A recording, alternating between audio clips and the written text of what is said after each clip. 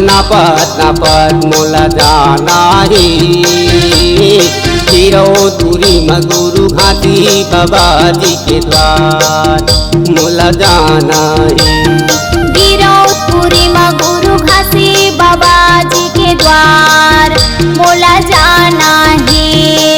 दर्शन करी के घाटी गुरु के दर्शन करी के घाटी गुरु के नरियर पान चढ़ाना है मोला जाना है।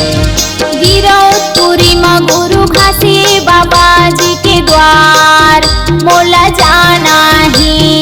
गिरौतपुरी में गुरु घाटी बाबा जी के द्वार मोला जाना है।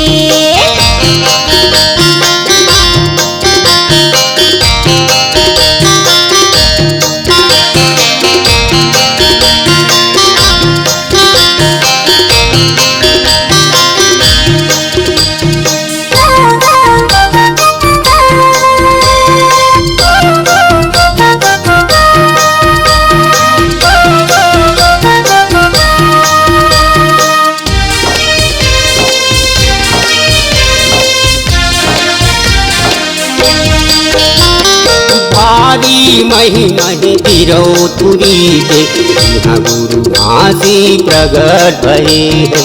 जिहाँ गुरु घाटी प्रगट भये हैं। जिहाँ गुरु घाटी प्रगट भये हैं।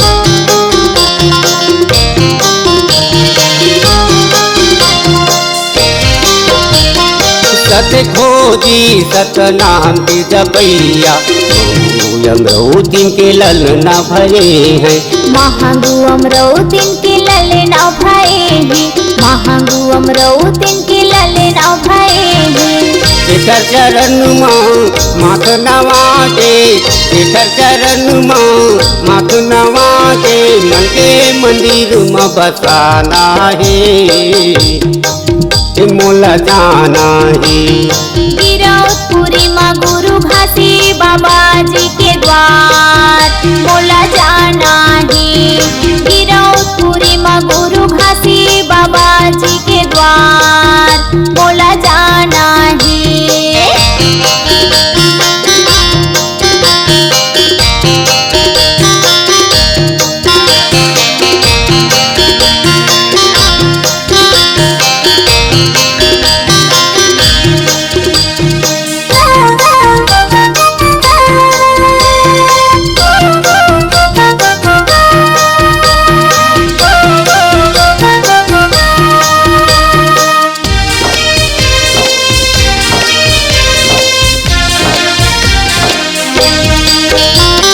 निर्मल काया भय प्रकाशा अमर हे गुरु घाटी दासा।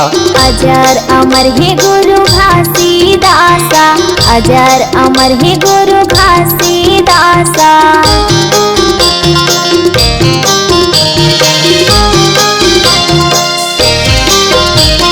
सुमिरत नाम बने हो सब ताजा 14 जम के मिट गए त्रासा।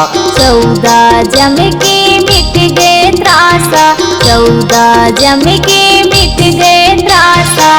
दीपक जला के वही गुरु के नाम पे दीपक जला के वही गुरु के नाम पे मन वांछित फल पाना है मोला जाना है।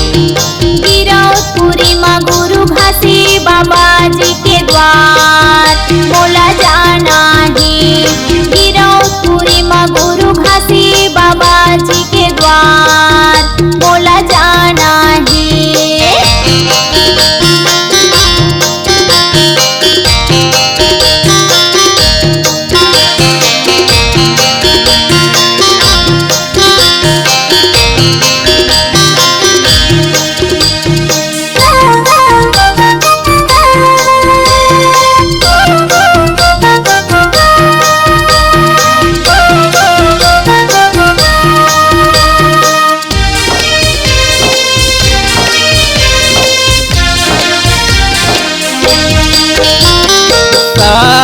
नाम के अलग जगाते, सतगुरु ज्ञान के मार्ग लखाते।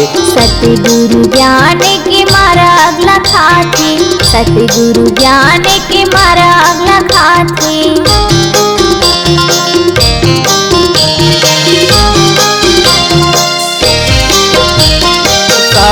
सतहिंसक वहा पुजारी, जीवन के हव हितकारी। सब जीवन के हव हितकारी, सब जीवन के हव हितकारी। वही गुरु के शरण में जाके, वही गुरु के शरण में जाके दसो अंगूरी के बिनती सुनाना है, मोल जाना है। गिरौदपुरी माँ गुरु घासी बाबा जी के द्वार, मोला जाना है। गिरौदपुरी माँ गुरु घासी बाबा जी के द्वार, मोला जाना है। दर्शन करी के नाभि गुरु के, दर्शन करी के नाभि गुरु के, नरियर पान चढ़ाना है, मोल जाना है। गिरौदपुरी माँ गुरु घासी बाबा जी के द्वार, मोला जाना है। गिरौदपुरी में गुरु घासी बाबा जी के द्वार, मोला जाना है। गिरौदपुरी माँ गुरु घासी बाबा जी के द्वार, मोला जाना है। गिरौदपुरी में गुरु घासी बाबा जी के द्वार, मोला जाना है।